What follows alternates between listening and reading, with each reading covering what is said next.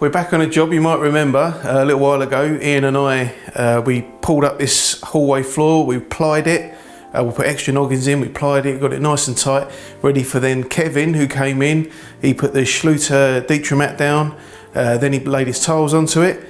So that was all done, lovely job. And now I'm back today to put a bit of skirting round. Slightly, it's not different. I mean, nowadays we tend to be using MDF skirtings a lot more, but we're going for pine today. So it's gonna be a little bit trickier.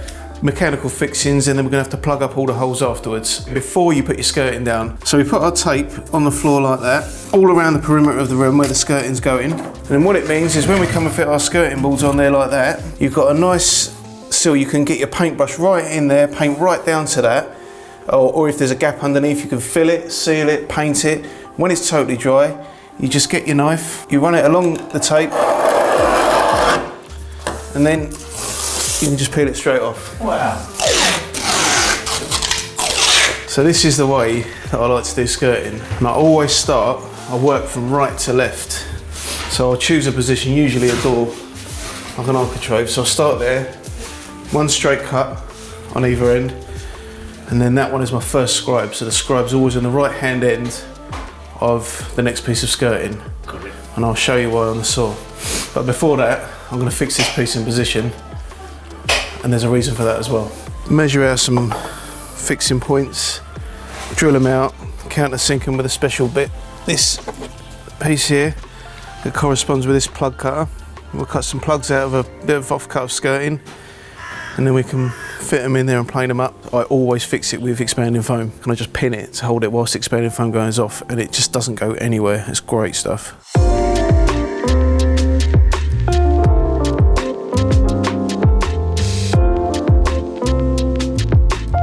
It's been a long time since I've done pine skirtings.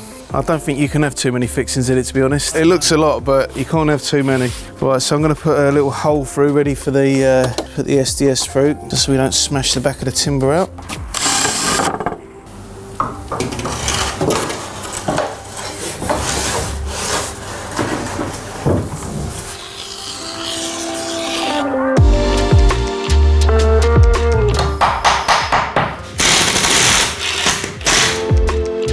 I put a little mark on the timber earlier on where the pipes were, and also where there's a cable. I always fix the bottom ones first, and then I fix the top ones. Because if for any reason it's pulling it around, I always want that nice seal at the top. If the bottom's kicking out a little bit, it doesn't matter. Even when you get to the scribe, and I'll show you why when I do the scribe. This is the magic bit, the scribing. Right, so now we're coming to do our first scribe. I fix every piece as I go, because when I offer this up to mark my scribe, I know that that's not going to move again. That's in its position, never going to change. So first thing I do, I keep it nice and flat along the floor, and just push it up. It actually meets all right, which is ideal. But I'm sure there'll be another one. We'll get another one. So even though it's actually pretty good, what I always do is I put my pencil on its side and mark it against the piece of skirting that's already fixed. Yeah. So I mark that line up there, and that is my reference point for when I make my scribe, which we do outside on the saw.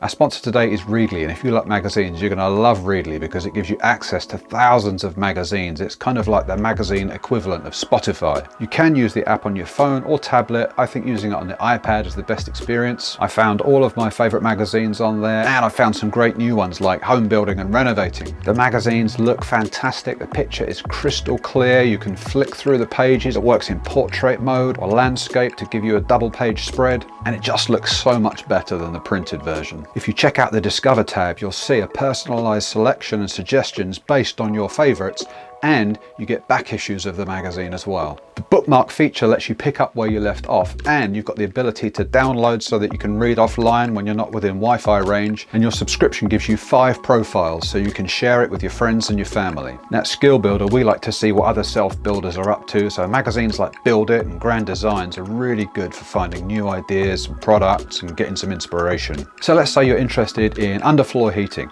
You just pop it in the search, and Readly will go through all of the available magazines and it'll give you loads of high quality articles at the touch of a button. It's awesome. Check out Readly, follow the link in the description. You can get 2 months free, and then after that it's just $7.99 a month. Okay, so this is the line I've just marked against the other piece of skirting.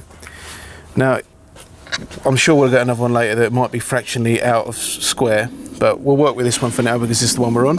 So the first thing I do is I line it up on the saw and I see how it works against the saw blade. So it is actually slightly a fraction out. So what I want to do is I want to get my cut dead on that line. I want to get my blade running dead along that line. So the first cut I'm going to do, I'm just going to come off the line a little bit, just in case I do touch the line anywhere, I can still see it.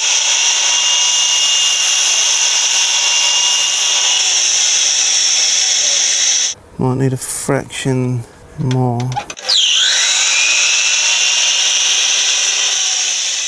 Perhaps a 1/4 of a degree out of square, but that's fine. That's where I want it, because I know that that is the line that that other skirt is sitting at. When that one's flat on the floor, that one's in fixed position, that's the line I want. So I'll loosen off the back and I'll pull it over to 45 degrees. So we're still at the slightly offset position and we're at 45 degrees. This is where we're going to make our scribe and how we make our scribe, so it fits perfectly every time. 1/4 of a degree out there, because that's what the angle shows inside, and we're at 45 degrees because that's going to give us the line of our scribe. So this isn't cut to length, this piece of No, I cut the other end to length, right, because the other end is always the square end, and I just chop that off when I'm done. Got it. Yeah. So I get my scribe right first, then I cut it off. Okay. By doing this 45 degree cut, it just shows me the exact line I need to cut for a scribe. Got it. Okay? Yeah. Perfect. And I'll show you that with the edge of a pencil.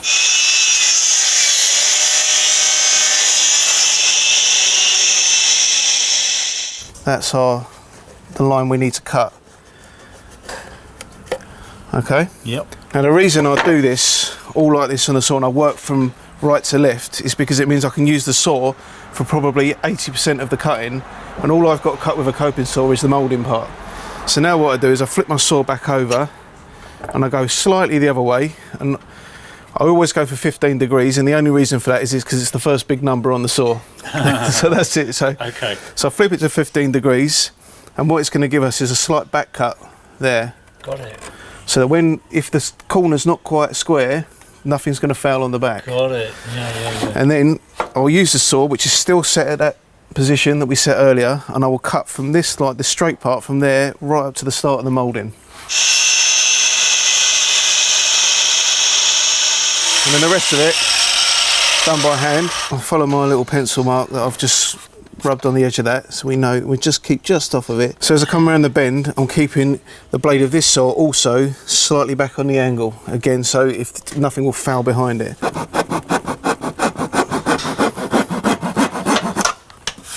So that is our scribe. So one other little advantage of cutting back slightly on the angle is that if there's any slight undulation on the other piece of timber in the skirting on the other one, because you've got a nice fine edge there, you can push it right tight in, and anything might just tighten it up.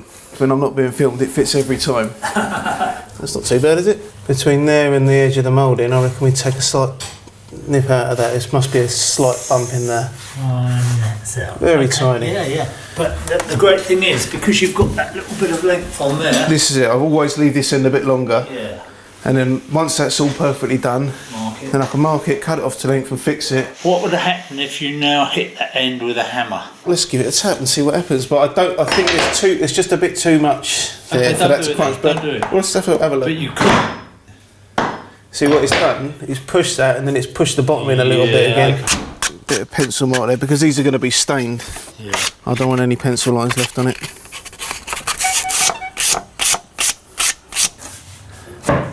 Look at that. That's lovely. Look at that.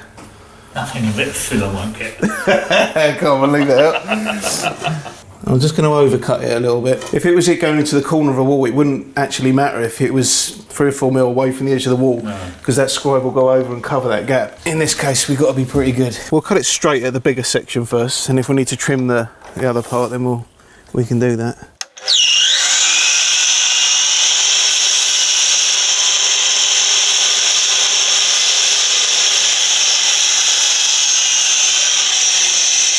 I'll cut it to the biggest mark that was there, so right on the bottom. What about that?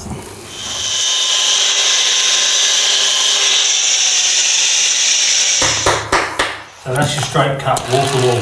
That's it. Nice and easy. So every time I do a scribe, I know it's always exactly the same way round. I haven't got to change sides on the saw. I'm right-handed, so I do it that way. Ian might well do it the other way because he's left-handed. But Yeah. Is he? yeah, I think there was something strange about it. it's actually quite useful. Yeah, Having one left-handed, one right-handed chippy. I bet it is. Worked for me ran down to the middle. Yeah, we must get some left-handed tools for him to try out. Yeah. Left-handed screwdrivers. I think he's after one of them. So I'll get a rough measurement. What I generally do is actually I measure from the wall, from wall to wall, and in this case that would be the wall here. So that's 2.6 metres. I normally allow around 25 to 30 mil on top of that to allow for the scribe and any adjustments I need at this end. We'll say 2.630 for now. If I've got pretty much the full length and I can put it in there, if the floor's up or down, I know that when I put that against that piece, it's always going to be like that. Yeah, got it. Because if I just use a short bit to mark it, that bit of floor could be like that. Yeah, good point. It could be 3/4 of an inch down in the middle of the floor. Detest doing skirtings because it was just forever like, oh, such a nightmare. But I actually really enjoy them now. Yeah, yeah. And one of the things that I actually do, unfortunately, there's no external miters on this one, but they're actually more difficult to get right than the scribes. Yeah. And the way I've worked it now, what I do now is just put the piece of skirting at either side of the wall and I'll mark the top of the skirting. Then I'll come down about 25 mil and I'll get a hacksaw and I'll cut the angle bead off if there's an angle bead there. Yeah. But I'll cut through there and then I will just get a hammer and just smack the corner away, just everything below there away. And I will do my mitre at 90 degrees square and 45 degree cut so that the mitre is perfect, and then I adjust the walls to suit my mitre. Good. So I might have to go back 2 or 3 feet with chipping away at the wall, but that gives you a perfect mitre. Then you can fill it all up with foam behind, glue the joint, and that's not going anywhere. So I find that a great way of doing external mitres. I like to cut the skirting pretty much as full length as I can get it. And the reason for that is, I mean, I could cut a small block and have a scribe and work out a little scribe and then transfer it to the longer piece. But the main reason I do this is because, not in this case, but if you've got a floor that's really up and down, you know, there could be a dip of up to ½ an inch or even more in the middle of the floor. So if I've only got a short piece there and it sits and it's running on that slight angle, when I put the full piece in and it comes back up at the other end again, the scribe's not going to be right. So by putting the full length through, I know that that's where that piece of skirting is going to finish, and I know that that scribe's going to be the same as I've marked it with that in position, and it's all good. While we're on the subject of that, what would you do on a floor where there was a big old dip in it? Would you just keep the thing level? Well, supposing it fell away 10 mil one end. I would run with the floor. Because if the floor's dropping out that much, it's likely that everything else in the building has dropped that. Like if you've got a dado, that's probably dropped that as well. I'll probably run a few checks. If it turns out that everything else is spot on and the skirting isn't, then I would find the lowest point. I would have one of 2 things. I would find the lowest point and work up from that by cutting the bottoms of the skirtings away and keep it all level, or I'll start at the highest point and add a piece onto the bottom of the skirting if there wasn't too much to do. But one way or the other. But a lot of it is about looking around and seeing what's already in the building, because the classic one is putting a curtain rail up. You put a curtain pole up, you put it nice and level, and you stand back, it looks awful because the ceilings are a mile out. So you put it to what the ceiling is pretty much, or thereabouts. It's a window, isn't leave the ceiling or? Well, I mean, generally the lintel of the window is going to match whatever the ceiling is, because if one's moved, then they're going to move together pretty much. So you can't always rely on a level to put a curtain pole up. No. It's just about eyeing through and getting the thing to look right, and if it looks right, it is right. Exactly, because buildings are always on the move, even new ones.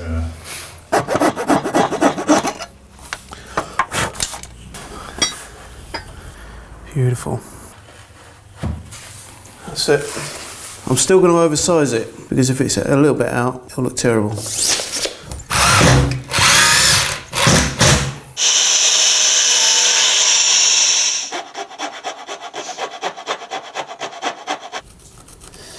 Edge of the tape. On the edge. It's literally on the edge of that.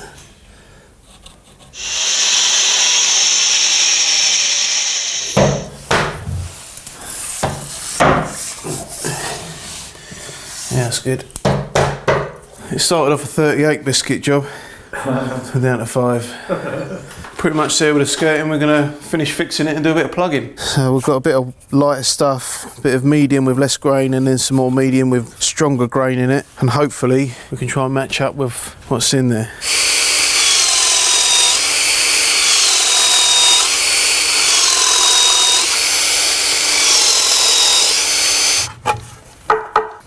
See, plenty of glue.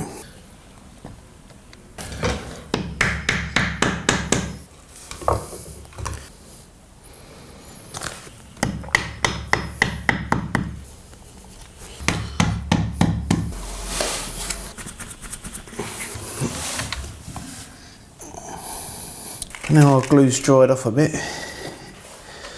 we can get rid of these.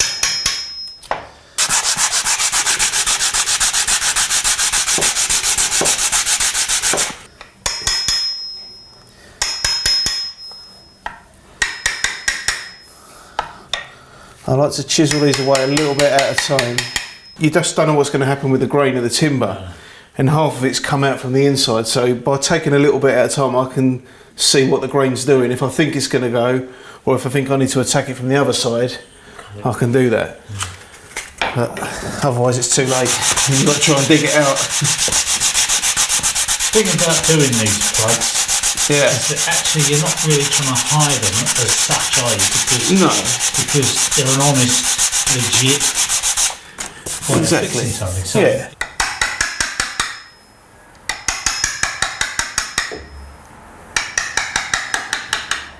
a sharp chisel. Who shot that, Ian? No, it's new. I've never used it before. Do they come home? No, they don't. No, funny enough, I did sharpen this one.